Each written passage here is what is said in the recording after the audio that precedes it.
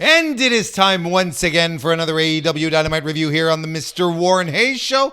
Hi, how you doing? I'm Warren, and we are going to be talking about this week's edition of Dynamite, which happened on October. We're already in October, Warren. Don't worry about it. October 7, 2025. Of course, at Daly's Place in Jacksonville, Florida, the old homecoming / Title Tuesday appellation. Like that, you know, Tony likes his special theme Dynamites, right? He likes giving them little names, little cutesy names. This one had a combination of two. Was it the homecoming? Was it the Title Tuesday? Regardless, that's what we're going to be reviewing here today on this Thursday, October the 9th. Hope you had that you're having a lovely week so far. Just for full disclosure before we move on, usually I record these on the Thursdays, but I am recording this on Wednesday. So bear with me if I'm sitting here and I'm talking about, you know, when I'm getting into it and I'm breaking down action and say, you know, what happened last night? Oh, what we got last night? You know, last night was terrific. You'll bear with me because for me right now on the Wednesday, the 8th exactly, right? If we're being super specific, I'm still in the temporal space where Dynamite happened last night. Now, for you watching right now, it will be 2 days ago, and maybe you'll be like, "Oh, here goes old man Hayes again." But no, I just want to clarify this to avoid any unnecessary misconceptions about my personal state of mind. You know, there's probably other reasons that you can zone in on, but it won't be because of my understanding or misunderstanding of space time in this circumstance anyway. Let's talk about how many people were hanging around at this show. 2,885 tickets were distributed according to WrestleTix. That is a little above below the year average of 3,067. I think it's unfortunate that they weren't able to crack 3,000 in Jacksonville. I think, but look, that could be just me, because after all, the last time they were here, which was in January 25th for a Collision, they didn't crack 3,000 there as well. They were closer. 2,986 tickets were distributed, but still did not crack that 3,000. Why is it so important to crack 3,000? Not really. It's just, you know, you're so close. Why not do it? And I think Daly's Place is like 4,000 or so seats, a little over 4,000 capacity, if I remember correctly. So, you know, you're kind of, you know, it's kind of like, well, you know, and it's your home base, you know, it's basically, you know, because of the pandemic and how things were added, you know, Daly's Place feels more like, you know, being a part of the hallowed halls of professional wrestling, as opposed to, I don't know, some podunk venue in the middle of the cornfields of Iowa. I don't know. I didn't have a good example there. I thought I was going to have a good comp. I thought it was going to come to me, but it really didn't.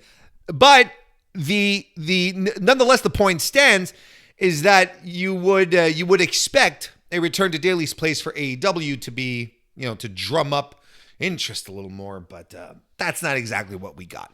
But listen, let's get into this Dynamite here, which I thought overall was a good Dynamite. I thought this was a really good Dynamite.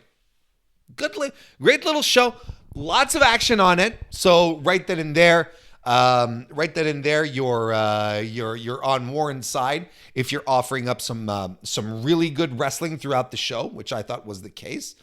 Of course, there's always a couple of exceptions, but like overall, there were some really top-notch matches on the show, and then not only that, you have a couple of really solid angles. Not without its problems. I will get to them in due time. Probably some of you already expect what I'm going to talk about, but let's get right to it. Let's just jump right in, opening up with the face-to-face promo between Hangman Adam Page and Samoa Joe, who are going to be fighting each other at Wrestle Dream in less than 2 weeks at this point, right? So most of the time, I will sit here and I will tell you, why did they start Dynamite with a talk promo segment?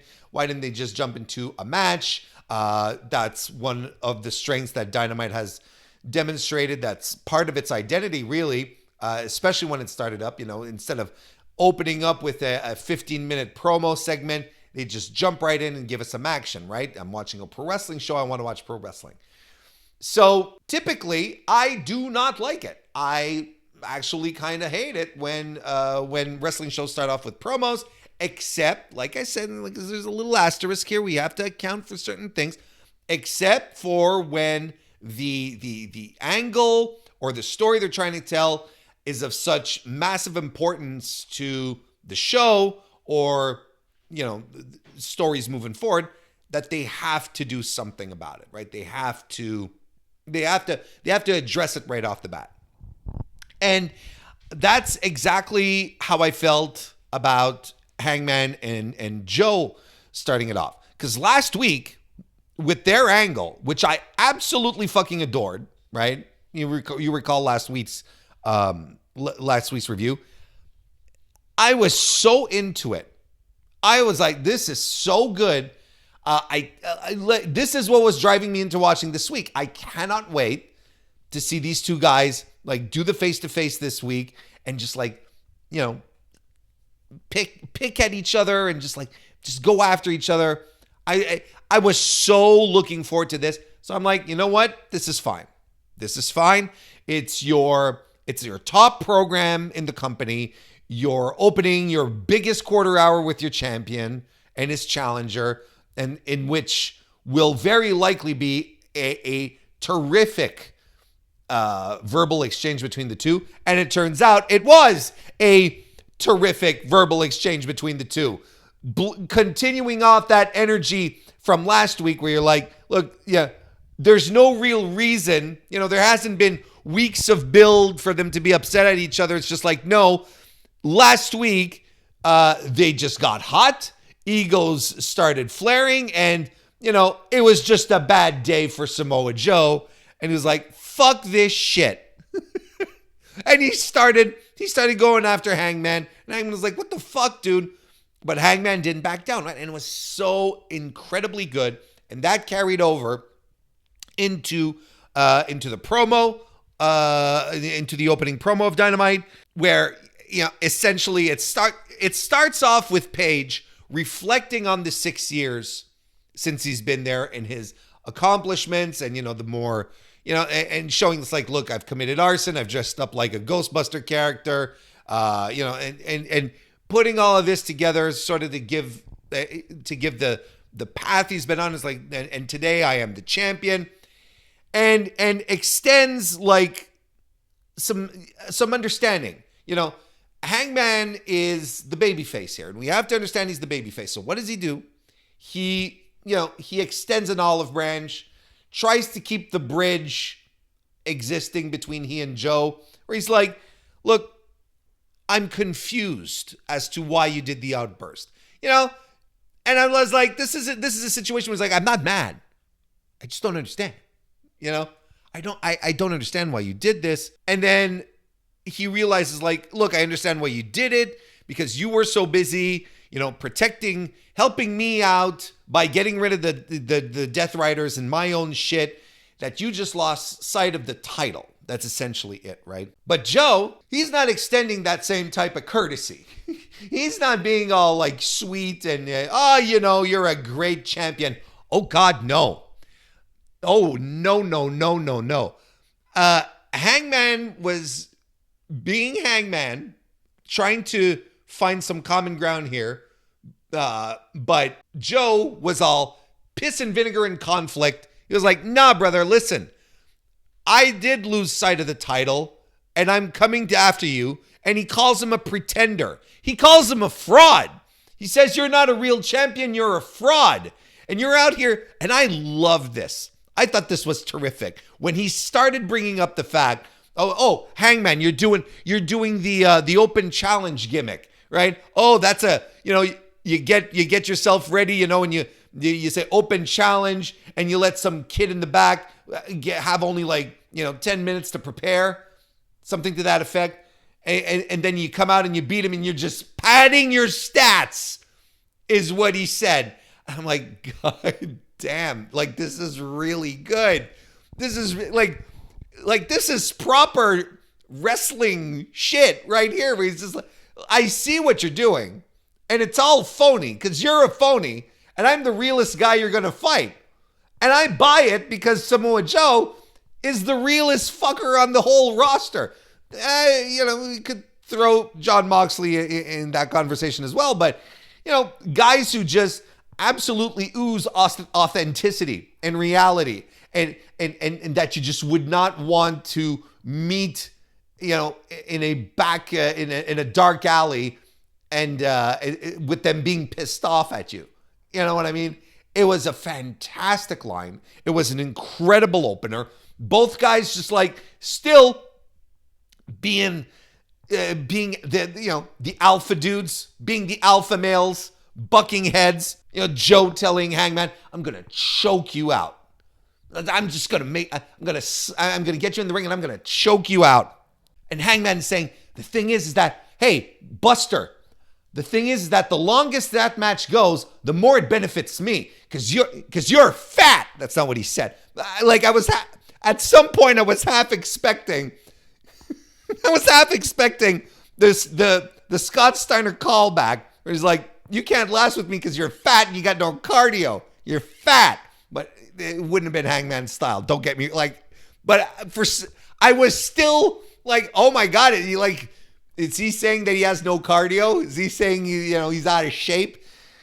We didn't quite go down that way, but it's kind of what he was implying nonetheless. The old Hangman saying, "You can't outlast me, and I'm going to beat you fair and square in the ring, right? And you will not have any choice but to recognize me as the real world champion. No more of this fraud business. Look, this shit rules. This is so good." And it was a concise thing. It didn't overstay its welcome. It was a 15-minute promo between, the world champion continuing to assert his dominance, but, with the caveat of, "Look, you helped me out and I like you. We're usually aligned. We're friends.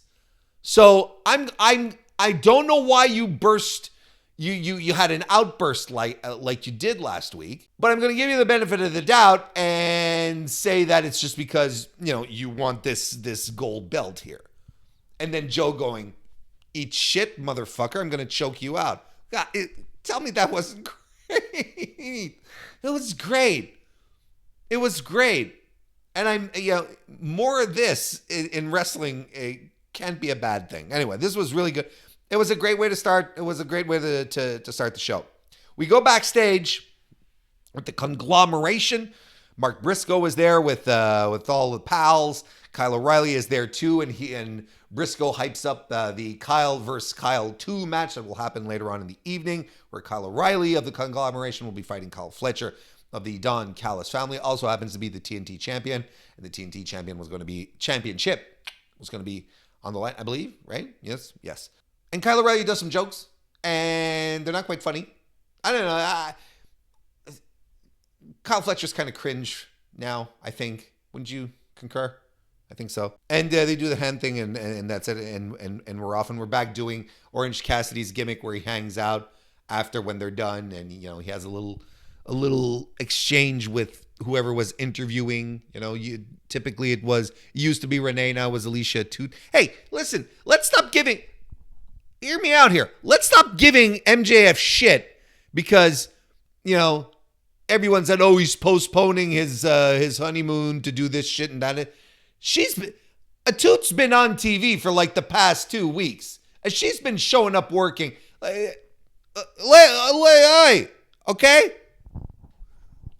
Let's be fair here. That leads us to our first match of the night, where Jon Moxley defeated Tomohiro Ishii in a slapping good time. This was fantastic. Just a good old-fashioned beat 'em up, hard-hitting fight. Fuck. It's great. It was just great. Slugfest, chops, elbows. We got suplexes. We got everything your heart could desire here. Was it as good as their G1 match from, oh God, what was it, 2020 when Mox, no, because that would have been 2019. It was 2019 when Mox did the G1. Was it as good as that? No, it was not as good as that. But it's pretty fucking sweet, let me tell you. Marina Shafir gets involved in the match, and it comes to an end when Moxley just puts Tomohiro Ishii to sleep. Ishii got was bleeding from the nose quite a bit. Got bopped on the nose, and like he was just like pouring. So honestly, that added to the match. And Mox used it too. At some point, he was doing the turnbuckle 10 punch count, 10 count punch. 10 punch count, 10 count punch, one punch man, one man punch. And he's rubbing his knuckles in the nose blood, and these are professional wrestlers. It's fine. They know what they're doing. Anyway, the ref stops the match. It's good. It was good. It was great. I loved it. I thought it was fantastic. So look, we're off to a rousing start. Really great promo segment to open up the show, lead and followed up by a great match again by the ace of the funky company, Jon Moxley. Again, Jon Moxley proving everyone wrong that we're ready to throw him out with the bathwater just a half a year ago, and now back at. But look, he is motivated. He's back into it. Whatever was dragging him down during his title reign has now been released, and he's into it. He's motivated. He's even doing indie dates again. Mox is back, baby. Mox is back, baby. He never left. That's the thing, but he's back nonetheless. The Young Bucks backstage, they're still poor, and they're knocking on Tony Khan's door backstage, trying to get a money match like Nick is requesting. I thought they knew that Tony Khan is at the gorilla position at this stage of the show, but I don't know. I'm not super. I'm not super into the Young Bucks BTE-esque stuff on Dynamite. Again, like I said last week, if they want to do BTE stuff, look, if I want to see BTE stuff, I'll go watch BTE. But when I'm sitting down to watch the Dynamite, I kind of want the Dynamite. I kind of want that, and I want the wrestling, and I want some good angles. And the Young Bucks disrespect was funny for a while. Now I don't think it is anymore, really. We get a recap of Tony Storm's title history, along with Chris Statlander's title history as well. And their little run-in with the Triangle of Madness, which is interesting and a really good promo package at the same time. The Hurt Syndicate defeated The Demand in a Jacksonville street fight. There wasn't really, I don't think they put the city name. I just threw it in there. I think it was just a street fight as opposed to a Jacksonville street fight. That might have been a little improvisation on my part. I don't know. Look, I thought this was pretty good. It was chaotic all around. They didn't spend their time too much on plunder, which a lot of these street fights end up doing. No, these guys were focused on beating each other up. And by the way, there was all these weapons that they could use, but they didn't focus on always bringing in the kendo sticks or the cookie sheets or the trash pails and the trash pail lids and all that. They had the tables, and look, props to Ricochet. That dude took some incredible bumps in that match. Like, Ricochet was absolutely like the shining star of it, taking that first of all, he did that crazy somersault senton off the off the daily stay, the Daily's Place stage. He diving onto everyone, which was tremendous. And then that nutso release German suplex by Shelton Benjamin onto the table, through a table, I should say. That was just phenomenal in these. It's just fantastic. And I thought Bobby Lashley was taking bumps everywhere. He took 2 table bumps. He took 2 of them. And then after that, he gets into the ring and he's just throwing spears right and left. And then Shelton Benjamin is doing the suplexes. And I thought it was good. I thought it was really, really entertaining. And I like how Toa Liona is always paired off with Bobby Lashley. So that kind of adds to his aura, I guess, because he's the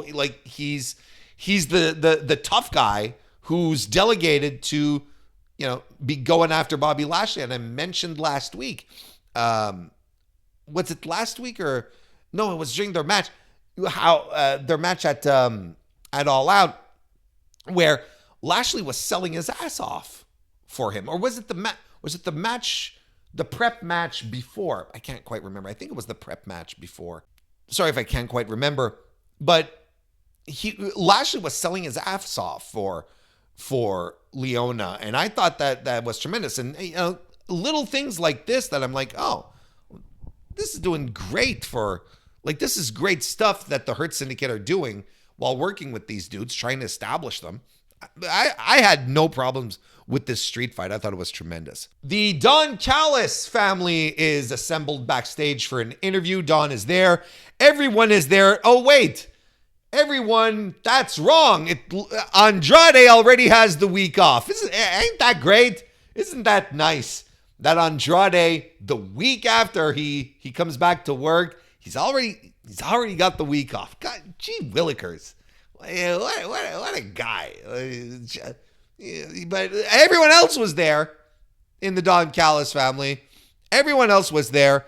And basically this is hyping up matches like the Kyle O'Reilly match versus Kyle Fletcher later on. And also they establish Josh Alexander will be taking on Kota Ibushi on Collision.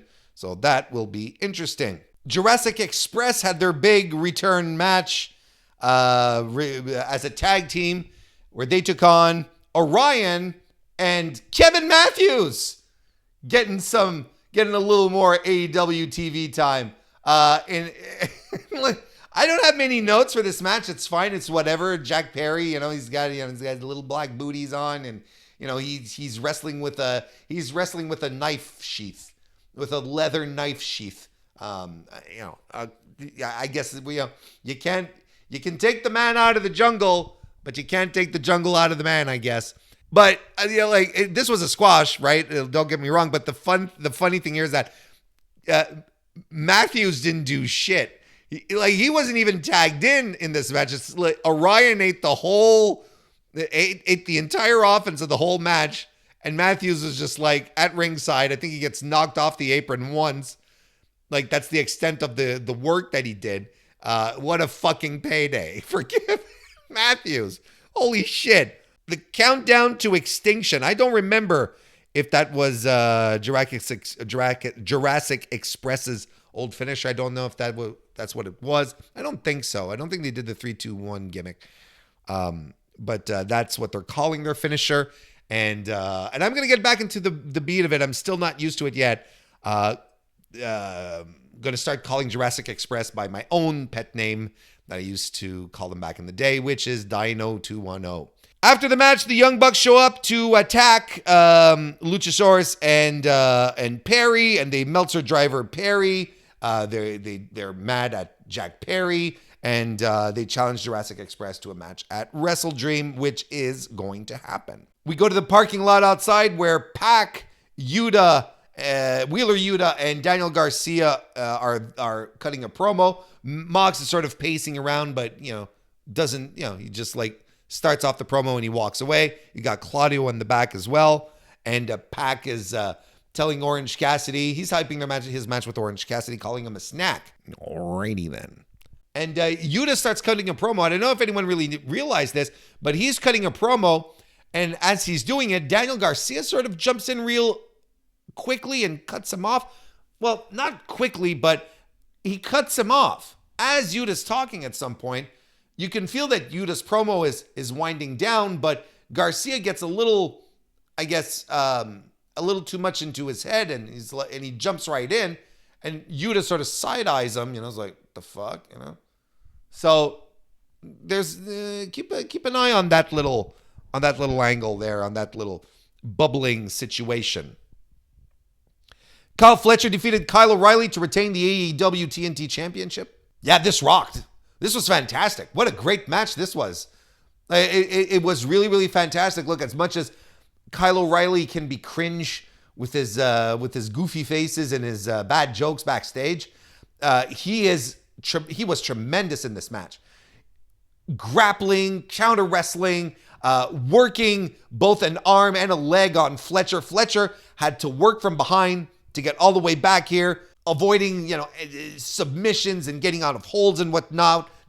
Lots of near falls, and Fletcher retains with a brainbuster, a running knee strike, and another brainbuster to make the definitive loss in a great closing exchange.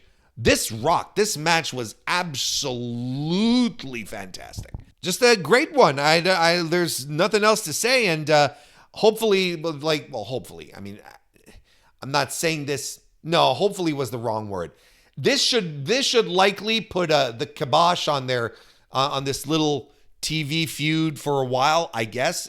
Look, if they wanted to run this back again, this was so good. This was really, really good. After the match, then some of the Don Callis family show up. You've got Lance Archer showing up to attack O'Reilly. You've got Rocky Romero there as well, but Roderick Strong, Tomohiro Ishii, and Mark Briscoe all come for the save. And then Fletcher and Briscoe, they share a tense moment between each other. They sort of menace, threaten to strike each other, but they don't.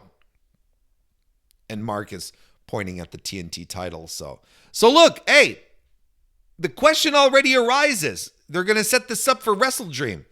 Mark Briscoe versus Kyle Fletcher for Fletcher's TNT Championship once again. Now, is this the moment where Mark Briscoe finally wins the big one? Is this what you do? Or does Fletcher continue to retain? Or is Fletcher ready to graduate already? Maybe backstage we're like, you know what? We can't keep Kyle hanging around this mid-card title. We need to push him up a couple of ranks. Maybe he'll be losing down on this one. And finally, Mark Briscoe will win a big one. You know what I mean? On AEW. Because, of course, he was AEW Ring of Honor World Champion, right? Of course. But I'm talking on AEW. So I have to keep an eye on that. Mercedes Moné had her TBS Championship Open Challenge. She successfully retained as she defeated one of Orlando's own, Lacey Lane, known as Kayden Carter over on NXT. She was one half of that tag team with KC Catanzaro / Katana Chance. You know, these two girls who like to drink whiskey and cut loose. She was in that tag team. I gotta tell you, I think Lacey Lane was happy to have dropped the dead weight. Let's be honest. It wasn't Lacey Lane that was necessarily... it wasn't Lacey Lane who wasn't carrying her weight in that team. Let's put it that way. She felt very happy to be out there doing the singles thing, and I think she also understood what was going on. Being on Dynamite, facing Moné, this was a big time spot for her. Now, as far as the surprise goes, it's not exactly tearing the house down, right? It didn't exactly blow the internet up, with responses and people losing their minds. It's fucking Lacey Lane. She hasn't done anything of note for years, ever since. She was a rising star on the indies, then she got gobbled up by WWE, and then they, of course, didn't know what to do with her. So, not exactly the most compelling surprise. I will take her over Izzy Moreno every day of the fucking week. And I have no idea why people were so excited at this idea of relitigating NXT nostalgia on AEW. There's nothing there. Like, this is something that has never taken place in a wrestling ring. It's it was all fan interactions, and I understand that Izzy was kind of technically part of the show at some point. There's, but Warren, Mercedes made her cry, and I don't care. I don't care. And Mercedes clearly didn't care either, because the biggest sign that that Izzy Moreno was not going to be the person was when Izzy Moreno started taunting Mercedes on Twitter about coming in, getting her titles and whatnot, and Mercedes fucking buried her 10 feet under the earth. That's how you know that shit was not happening. Mercedes cut it off at the heels. And she knows how to do it too. And she understands if she's trading barbs online with a potential opponent, well, she's not going to bury her opponent. She's going to, I'd like to see you try all that kind of shit. But she was she was particularly hard with Izzy, and I think that's fine. And I'm just glad it was not that. Honestly, couldn't have cared less. I don't think there's a spot for Izzy Moreno on AEW. Anyway, I don't know why I'm talking about this so much. Other than to say Lacey Lane, maybe not the biggest surprise of all time, but we had other options being thrown around there. And I don't know what wrestling fans think about. It's like, oh, it might be Diamante. Diamante. No disrespect. But we're trying to do a surprise here. So I don't know if this means Lacey Lane is attached to AEW now, or Ring of Honor, or because she did do some Ring of Honor beats. I don't know. I don't know if she's officially in the Tonyverse, but I thought she was fine. I have nothing really negative to say here. Of course, I thought she looked good. I thought she would look motivated. I think there's a lot of the Performance Center that she needs to wash off in how she does shit, and the only way she'll be able to rid herself of all of the bad habits and that sort of slow style that they have is by doing more matches outside of the PC. So I hope she hits the indies a little bit and sort of works to unlearn what she's learned. Because I thought I thought the match was just it didn't have snap to it. Not that it was slow, but it didn't have snap. I thought Mercedes looked great and worked really well with her. I thought they had some good chemistry. This was a good match overall, I'd say. A good little 3.25 match, 3.25 star match, 3.5 star match, kind of thing. It's like, it's pretty good. A good match. There's no one to bury here. I thought it was really funny too that once Mercedes Moné hit the Three Amigos, and then he said, and then commentary obligatorily has to mention the name of Eddie Guerrero. Immediately after they mention Eddie Guerrero, there's a graphic that appears in the bottom left-hand side of the screen promoting AEW Hispanic History Month, or something to that effect. And I'm like, immediately after they mentioned Eddie Guerrero, whoop, there you go. Okay. Hispanic Heritage Month, I believe, right? Anyway, Moné retains. I already mentioned it. Good little match. Sammy Guevara continues to throw LFI people at Eddie Kingston. All right. And Kingston is there and responds. And he's going to be fighting the Beast Mortos on Collision. Of course, Hook is with Eddie Kingston during this promo. The Don Callis family duo of Kazuchika Okada and Konosuke Takeshita defeat Brodido in a really fun tag team match. Again, another solid match on Dynamite. Don't have much bad to say about it. In fact, they told a pretty compelling story that Bandito, I trying to figure out that, it's not Brodido, it's Bandito. My brain just like short-circuited there for a second. Bandito, the story he had was, his arm, his shoulder is legitimately hurt, and he's wrestling through it, and he's wrestling with one arm, and he's doing all these great things with one arm, but he's dragging the team down. It's not quite as crisp as usual, but he's still putting up a really good fight. And it's a competitive match, and it's not just the heels. It's not just the heels working over the arm. There are instances where, let's say Okada, he yanks while Takeshita's in the ring doing a thing, and with Brodito, and Brodito's getting the upper hand. Well, Okada will run from the in the outside of the ring and will pull down on the arm over the top rope to sort of use the injured shoulder to his advantage. So little things like that throughout the match, as opposed to outright, we're gonna beat on the arm until it fucking pops out of its socket, and then we'll beat you with the arm. No, this was really good. This was super solid. And the other part of the story, of course, continuing to establish that there is friction between Okada and Takeshita, that they don't get along, that they're not on the same page. They haven't come to full blows yet, but we're inching ever so closer. I think this turn is coming along really well. I've started noticing that Takeshita he started being more, just showing some babyface ticks in the ring. How about that? He started, sort of emoting, calling out to the crowd, but not throughout the match. Just like, oh.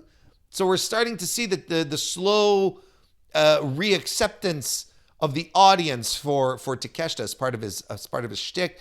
So that's coming. That's something that's upcoming as well. But Okada pins Bandito with the Rainmaker, tags himself in fact, when Takeshita had the match won. He was about to hit the I think he was about to go for a running knee strike, or he was about to do the burning fire.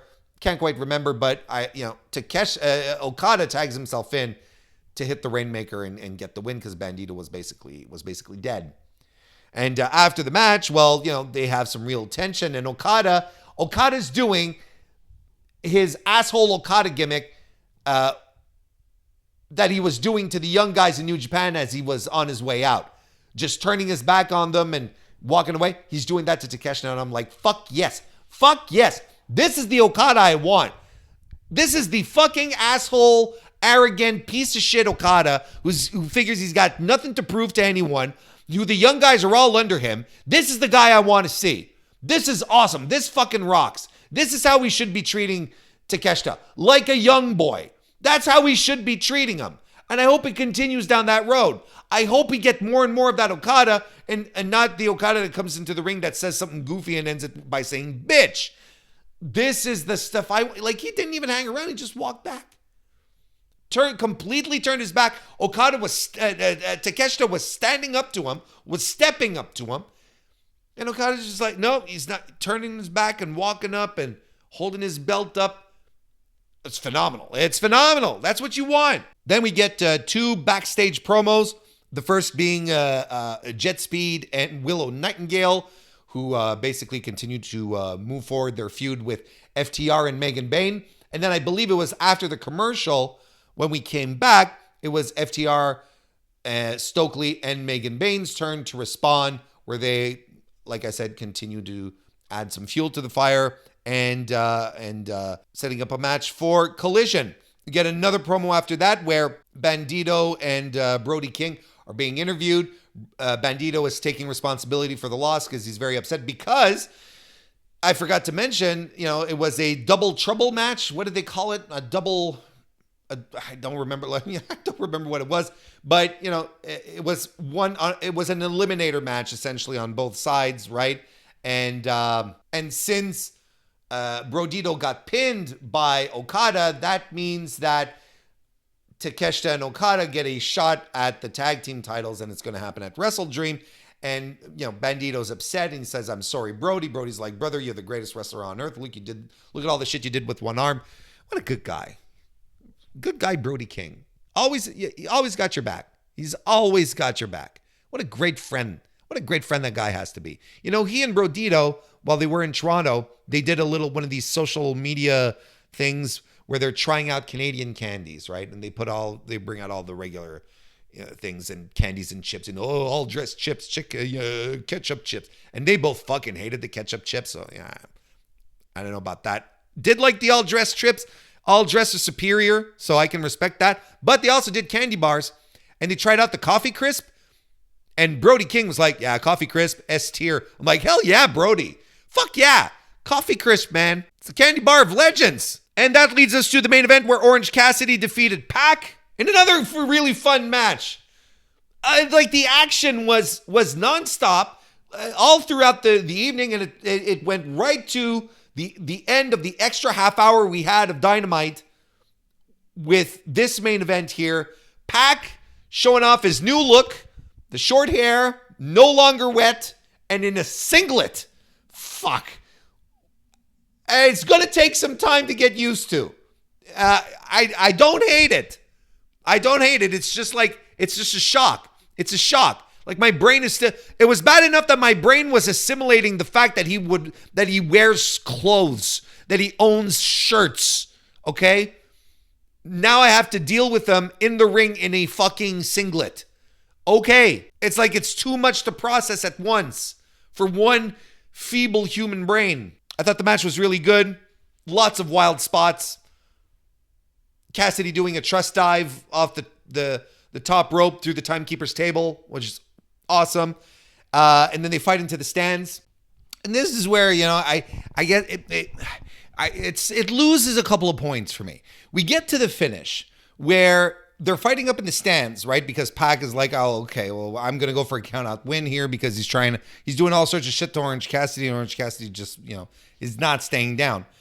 So we're going, so they're in the stands, and then, like Darby Allin appears, like from behind the curtain between the stands, whatever the fuck, like it doesn't matter. Like Darby Allin appears and he handcuffs Pac to the railing of the stands, which allows Orange Cassidy the time to get back to the ring while the referee starts the 10 count.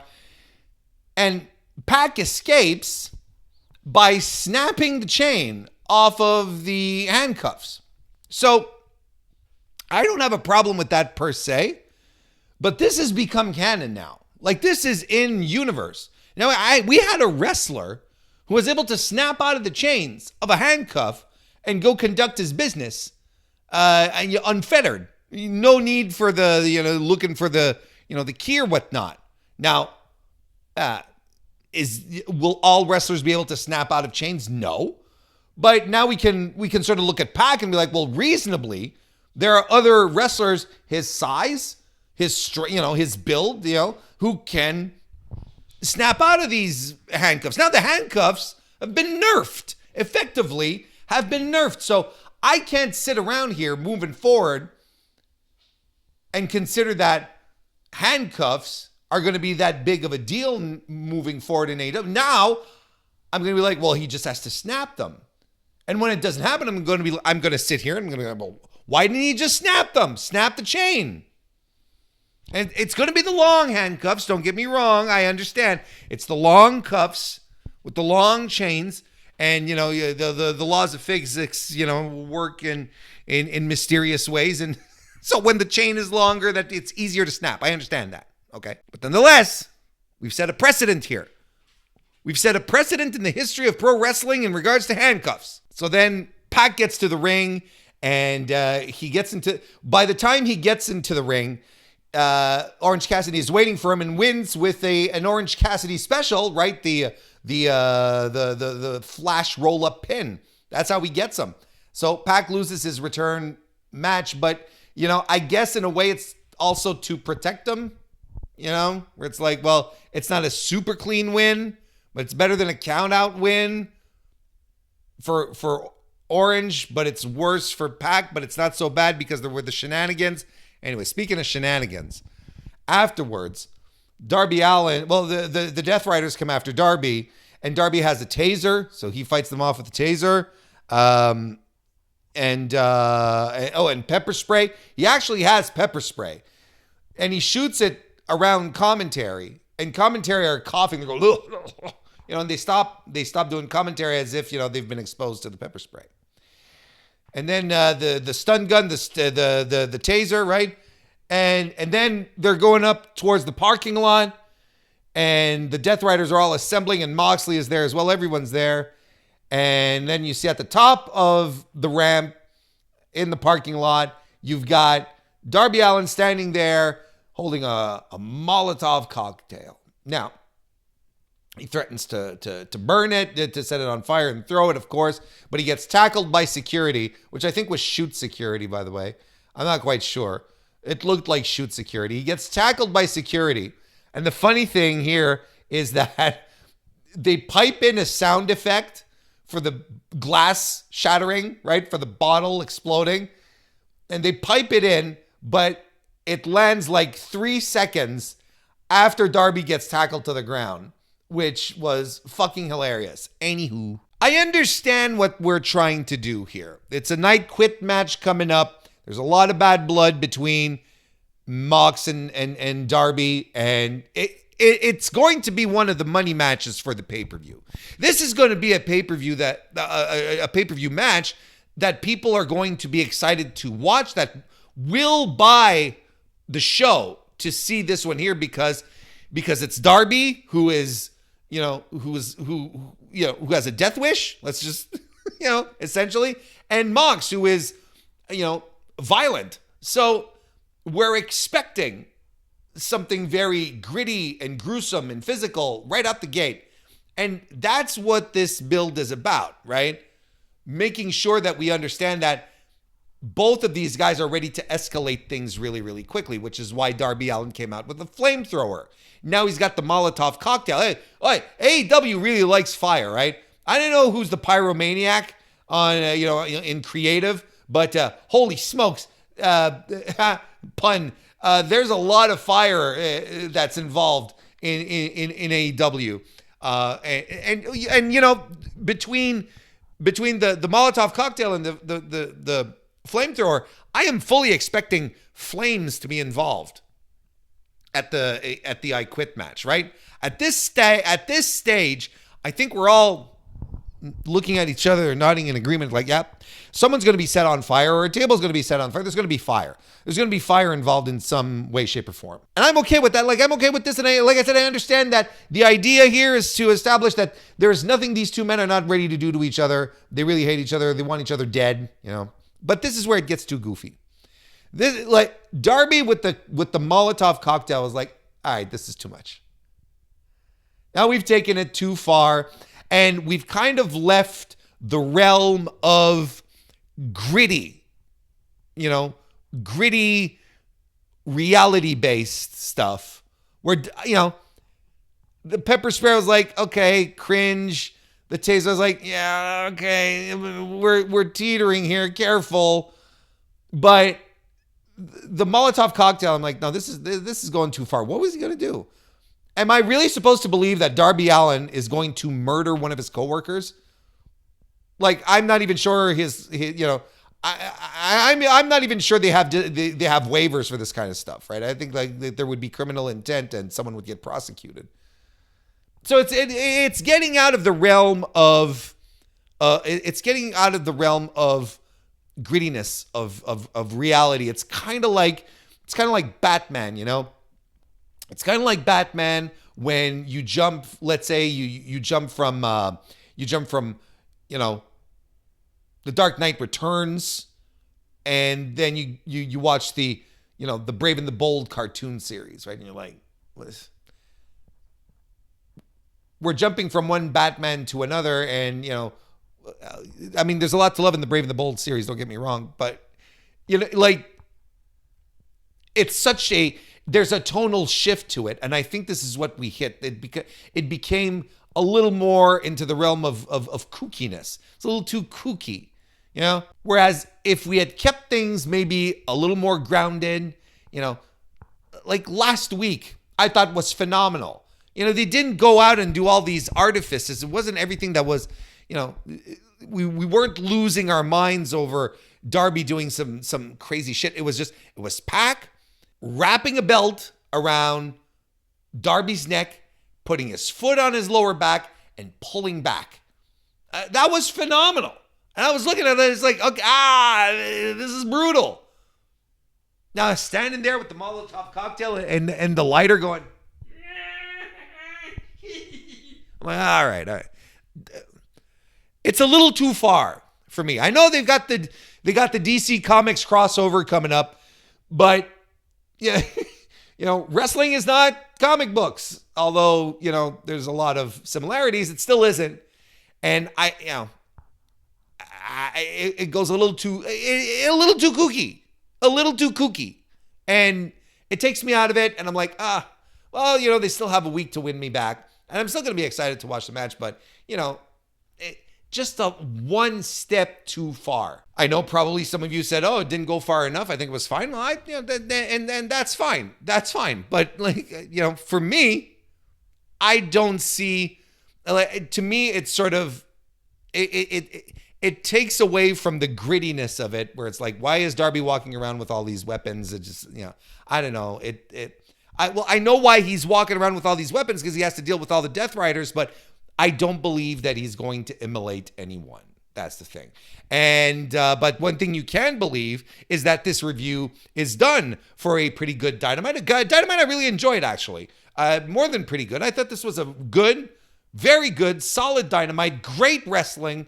I don't think this is a show that necessarily wasted your time. I think everything's, look, criticisms aside, nothing that really made me go PU this stunk. I thought this was a very good Dynamite.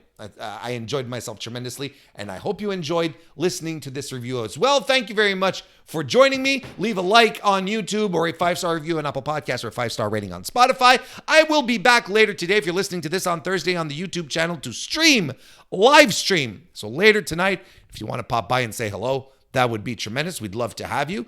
Otherwise, I will be back soon, because there's going to be all sorts of wrestling stuff happening. So be sure to be around when that happens. Otherwise, go watch some Randy Orton and get back to me, and I will see you next time.